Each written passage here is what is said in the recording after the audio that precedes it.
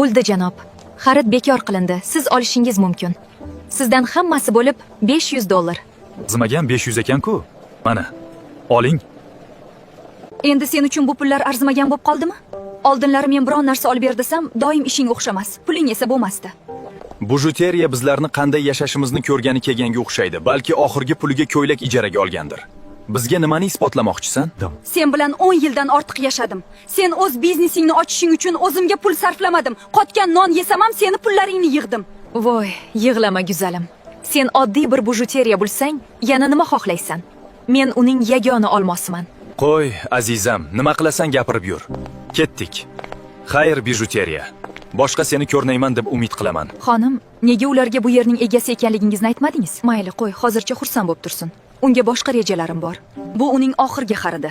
U hozirgina kompaniyasining qolgan barcha pulini shu latta putta uchun sarflab yubordi. Bankrotlik jarayoni boshlandi. Qo'y, mashinamni qayerga olib ketyapsiz? Janob, mashinangiz bankda zalogda turgan ekan. Kredit to'lanmagani uchun olib ketyapmiz. Nimalar bo'lyapti? Qanday qilib kredit to'lanmay qoladi? Qanaqa bankrot? Firma ishlari yaxshi edi-ku.